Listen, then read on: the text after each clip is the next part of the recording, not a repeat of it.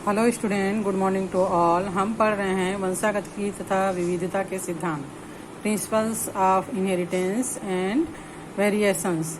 इस क्रम में हमने मेंडल के वंशागतिकी के नियमों के बारे में पढ़ा और कुछ ऐसे नियमों के बारे में भी पढ़ा जो मेंडल के समय जब मेंडल प्रयोग कर रहे थे तो उससे विपरीत परिणाम बाद में वैज्ञानिकों ने किया, तो उसका विपरीत परिणाम या अलग टाइप का परिणाम भी मिला, जो जिसमें हमने अपूर्ण प्रभाविता का नियम पढ़ा, है ना।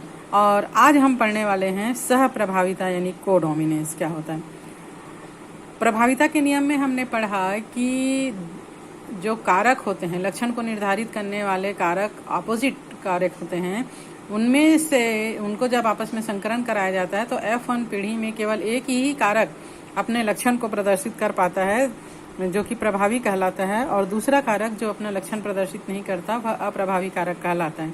इसी प्रकार अपूर्ण प्रभाविता में हमने देखा कि दो भिन्न भिन्न लक्षण वाले कारकों का जब आपस में संकरण कराया जाता है तो F1 पीढ़ी में एक तीसरा ही कारक अपना लक्षण प्रदर्शित करता है। हालांकि पहले हमने जिनका संकरण कराया था उनके कारक उपस्थित होते हैं, उनके जीन उपस्थित होते हैं, पर वो अपना गुण जो है वो F1 पीढ़ी में प्रदर्शित नहीं कर पाते। तो इस प्रकार के जो लक्षण है उसे हमने अपूर्ण प्रभाविता कहा।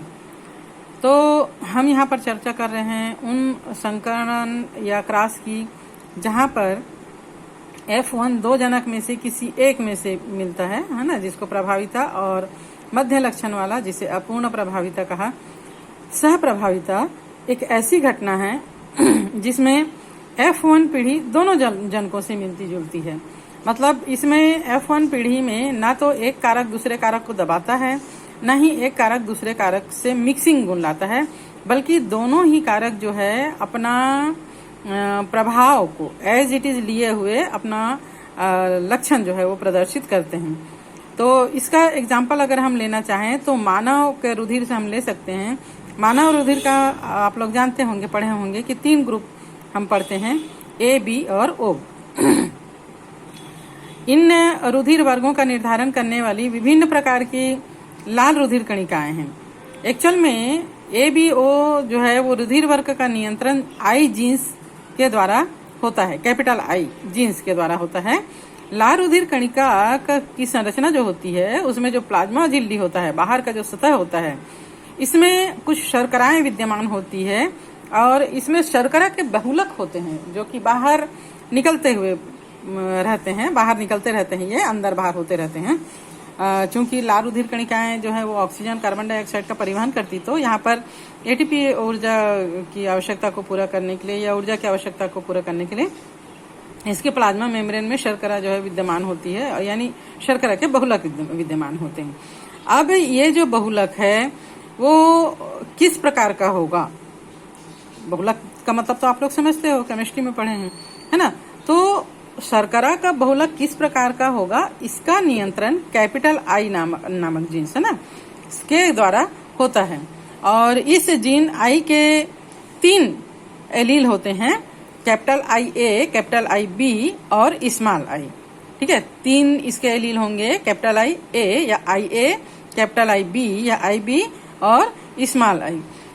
कैपिटल IA और B कुछ भिन्न प्रकार के शर्करा का उत्पादन करते हैं, जबकि स्मॉल I किसी भी प्रकार के शर्करा का उत्पादन नहीं करते। तो इस प्रकार मानव जीन चूंकि द्विगुणित होता है, 2n वाला होता है, इसलिए प्रत्येक व्यक्ति में के जीन में ये 2 में से 3 इन 3 में से कोई 2 प्रकार का जीन एलील के रूप में होता है, या तो कैपिटल I के साथ स्मॉल कैपिटल I 2 AA वाला, या कैपिटल I BB वाला, या फिर कैपिटल I स्मॉल I वाला और कैपिटल IB स्मॉल I वाला हो सकता है। कैपिटल IA और कैपिटल B जो है वो स्मॉल I के ऊपर पूर्ण रूप से प्रभावी होते हैं। चूंकि कैपिटल IA और B शर्करा का उत्पादन करते हैं और स्मॉल I शर्करा का उत्पादन नहीं करते, इसलिए कैपिटल I वाला जो भी जीन्स है वो प्रभावी होता है और स्मॉल I वाला जो जीन्स है वो अप्रभावी होता है। इस प्रकार अगर स्मॉल आई किसी भी कैपिटल आई के साथ है तो अपने लक्षण को अभिव्यक्त नहीं कर पाता, पर कैपिटल आई किसी के साथ भी है, चाहे वो capital I A capital I B के साथ हो या स्मॉल आई के साथ हो, तो भी मतलब ए और बी जो है वो इक्वल अपना अभिलक्षण को दिखाएंगे, क्योंकि कैपिटल आई वाले जीन्स जो है वो शर्करा बनाते हैं, जबकि स्मॉल आई वाले शर्करा बनाते ही नहीं हैं। जब आई ए और आई बी दोनों उपस्थित होते हैं तो ये दोनों ही अपने अपने प्रकार के शर्करा का निर्माण कर देते हैं। इस प्रकार ये दोनों ही अपने गुणों को अभिव्यक्त कर देते हैं। तो इस प्रकार की घटना सह प्रभाविता कहलाती है, जहां पर दोनों में से किसी भी जीन्स ने एक दूसरे को ना तो दबाया है, ना ही एक दूसरे के साथ मिक्स हुआ है, बल्कि स्वतंत्र रूप से अलग अलग अपने गुणों को इसने अभिव्यक्त किया है, तब इस प्रकार का जो अभिलक्षण है वह सह प्रभाविता कहलाता है। इसी प्रकार लाल रुधिर कणिकाओं में ए और बी दोनों ही प्रकार की शर्करा होती है, अगर कैपिटल आई ए और कैपिटल आई बी हो तो। 3 प्रकार के एलील होने के कारण यहाँ पर मानव के रुधिर में 6 प्रकार का संयोजन संभव है। इस प्रकार ए, बी और ओ रुधिर यहाँ पर वर्ग में 6 विभिन्न प्रकार के किस टाइप का जीनोटाइप होगा ये हम देखते हैं।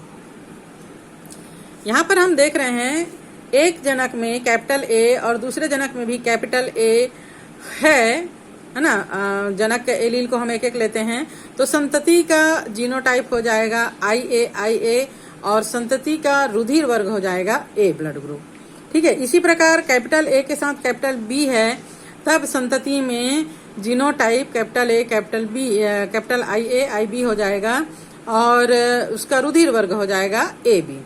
इसी प्रकार कैपिटल ए के साथ अगर स्मॉल आई हो तो संतति का जीनोटाइप कैपिटल आई ए और स्मॉल आई होगा, तब इसका रुधिर वर्ग होगा ए, क्योंकि यहाँ पर कैपिटल ए वाला जो एलील है वो अपने अभिलक्षण को प्रदर्शित करेगा, स्मॉल आई अपने अभिलक्षण प्रदर्शित नहीं करेगा। इसी प्रकार कैपिटल बी के साथ कैपिटल ए हो तो संतति का जीनोटाइप आई बी हो जाएगा और इसका ब्लड ग्रुप हो जाएगा ए बी। कैपिटल बी के साथ अगर कैपिटल बी हो तो इसका जो संतति का जीनोटाइप है वो आई बी हो जाएगा और इसका ब्लड ग्रुप हो जाएगा बी। कैपिटल बी के साथ कैपिटल आई बी के साथ अगर स्मॉल आई हो तो जीनोटाइप कैपिटल आई बी और स्मॉल आई होगा तो भी इसका ब्लड ग्रुप होगा बी।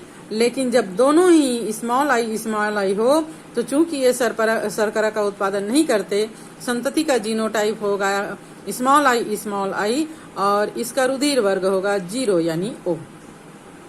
ओके, अब यहाँ पर आप लोग समझ गए होंगे कि ए बी ओ और रुधिर समूहन बहु एलील यानी मल्टीपल एलील का भी एक अच्छा उदाहरण प्रस्तुत करता है। मल्टीपल एलील किसको बोलते हैं? जब एक ही लक्षण को बहुत सारे एलील कंट्रोल कर सकते हैं या एक ही लक्षण को प्रदर्शित करने वाले बहुत सारे एलील होते हैं, तब उसे बहु एलील या मल्टीपल एलील कहते हैं। तो यहाँ पर बहुत सारे एलील हैं, कैपिटल आई ए, मतलब यहाँ पे 6 प्रकार के हमने संयोजन देखा है ना। तो इस प्रकार ब्लड ग्रुप जो है वो अलग अलग प्रकार के एलील के द्वारा नियंत्रित होते हैं। इस प्रकार यहाँ पर 2 से अधिक अर्थात 3 एलील एक ही लक्षण को नियंत्रित कर सकते हैं, क्योंकि एक ही व्यक्ति में 2 ही एलील विद्यमान रह सकते हैं। अतः बहु एलील की क्रियाशीलता समष्टि यानी जीन संख्या के अध्ययन में ही दिख सकता है। कभी कभी एकल जीन उत्पाद जो है वो एक से अधिक प्रभाव भी छोड़ सकता है। जैसे उदाहरण के लिए अगर हम मटर के बीजों में जो स्टार्च का संश्लेषण है, मंड संश्लेषण की क्रिया को देखें तो इसको नियंत्रित करने का जो एक जीन करता है, इसको 2 एलील होते हैं, कैपिटल बी और स्मॉल बी। अगर कुशल रूप से देखें तो ये मंड का जो संश्लेषण है बहुत अच्छे तरीके से कैपिटल बी समयुग्मजों से होता है। इस प्रकार हम कह सकते हैं कि अभी इस प्रकार विशाल मंडकण उत्पन्न हो जाते हैं। इसके विपरीत अगर समयुग्मजी स्मॉल बी हो तो मंड संश्लेषण उतने अच्छे से नहीं हो पाता और मंड का कण भी छोटा रह जाता है। पकने पर कैपिटल बी बीज जो है वो गोल होता है, जबकि स्मॉल बी वाला जो बीज होता है वो झुर्रीदार होता है। अगर हम विषम युग्मजी एलील को लें कि एक कैपिटल बी और एक स्मॉल बी, तो बीज जो है वो गोल पैदा होता है। इसलिए हम कह सकते हैं कि कैपिटल बी स्मॉल बी के ऊपर प्रभावी है और स्मॉल बी कैपिटल बी से दबा हुआ है या अप्रभावी है। इसमें बीज का जो आकार है वो तो गोल होता है, लेकिन इसका जो मंड कण है वो अपेक्षाकृत उतना स्ट्रांग नहीं होता है ना, मतलब ये थोड़ा सा दबा हुआ होता है। इस प्रकार प्रभाविता का जो नियम है वो ना तो किसी जीन का या उसके उत्पाद का स्वायत्त लक्षण होता है, बल्कि इसकी सूचना जो है वो जीन में निहित होती है। और हम जानते हैं, आज हम जीन के स्ट्रक्चर के बारे में पढ़ चुके हैं, जीन के द्वारा एंजाइम्स का फॉर्मेशन होता है और यही एंजाइम सभी क्रियाओं का नियंत्रण करते हैं। ये उतने ही निर्भर जीन उत्पाद पर और उत्पाद द्वारा जनित जीनोटाइप पर होता है जितने कि हमारे द्वारा परीक्षार्थ माने टेस्ट के लिए चुने गए विशेष जीनोटाइप पर होता है। इस मामले में एक जीन से एकाधिक जीनोटाइप जो है वो प्रभावित होते हैं। नेक्स्ट हम पढ़ते हैं दो जीनों की वंशागति क्या होती है। हमने पहले पढ़ा है कि मेंडल जो है उन्होंने 10 वर्षों तक 12 वर्षों तक लगभग 10,000 मटर पर उन्होंने प्रयोग किया। उन्होंने सबसे पहले एक लक्षण वाले गुणों को लिया, एक लक्षण वाले कई गुणों पर प्रयोग करके जब उनको सफलता मिली और परिणाम एक से आए, तब उन्होंने 2 लक्षण वाले मटर के गुणों का लिया और उनको क्रॉस करा के उनका परिणाम निकाला। तो इस प्रकार का जो प्रयोग है वह 2 जीनों की वंशागति कहलाती है। यहाँ पर हम देख पा रहे हैं मेंडल ने 2 गुण जो लिए, पहला गुण है गोल, मटर के बीज का आकार गोल, तब गोल का अपोजिट होता है झुर्रीदार। और दूसरा गुण है फली का जो रंग है वो पीला और उसका अपोजिट होता है हरा। तो यहाँ पर हम गोल और पीला जो है F1 पीढ़ी में इसका एक एक गैमेट लेंगे, एक R और एक Y, इसका एक स्मॉल r और एक स्मॉल y, तो इनका क्रॉस कराने पर F1 पीढ़ी में जो हमको मिलेगा वह होगा capital R small r, capital Y small y। ये इसका जीन है, पर इसका जो फिनोटाइप लक्षण है, जो दर्श रूप लक्षण है, वह गोल और पीले हैं। कह सकते हैं कि गोल और पीला जो है वो प्रभावी है, हरा और झुर्रीदार अप्रभावी है। तो प्रभावी को हमने कैपिटल लेटर में लिया है और अप्रभावी को हमने स्मॉल लेटर में लिया है। अब यहाँ पर F1 पीढ़ी में जो हमको गोल और पीले मिले हैं, उन्हीं बीजों का संकरण कराएंगे, क्रॉस कराएंगे, तो F2 पीढ़ी में जो हमको अनुपात मिलता है, इसको हम इस प्रकार चार्ट के रूप में लेंगे, capital R capital Y, small r capital Y, capital R small y, small r small y। इस प्रकार इधर भी लेंगे, इनका क्रॉस कराएंगे, तो यहाँ पर हमको जो दर्श रूप है वो 9 जो है 1 2 3 4 5 6 7 8 9 पीले और गोल, झुर्रीदार 3 है ना, झुर्रीदार और पीले 3 और हरे और गोल 3 और हरा और झुर्रीदार 1, यानी 9:3:3:1 का अनुपात हमको मिलेगा। ठीक है। अब यहाँ पर अगर हम यहाँ पर ये फिनोटाइप अनुपात है, जीनोटाइप आप अनुपात आराम से निकाल सकते हो। जैसे कैपिटल R कैपिटल Y वाले कितने हैं, कैपिटल R स्मॉल y के साथ कितने हैं, इस प्रकार हम अनुपात निकालेंगे तो 1:2:1:2:2:3:2:1:1 इस प्रकार का अनुपात ये निकलता है, जो उसका जीनोटाइप अनुपात होगा। तो इसी प्रकार अगर हम दूसरे 2 गुणों के लक्षण को लेते हुए उनमें आपस में क्रॉस कराते हैं तो भी हमको इसी प्रकार का परिणाम प्राप्त होता है। इस प्रकार मेंडल ने 2 लक्षणों को लेकर बहुत सारे जीनों की वंशागति को समझाया और उन्होंने बताया कि जो प्रभावी गुण है, चाहे वो किसी में भी हो, वही F1 पीढ़ी में दिखता है और F2 पीढ़ी में जो अप्रभावी गुण है वो भी अपने गुणों को प्रदर्शित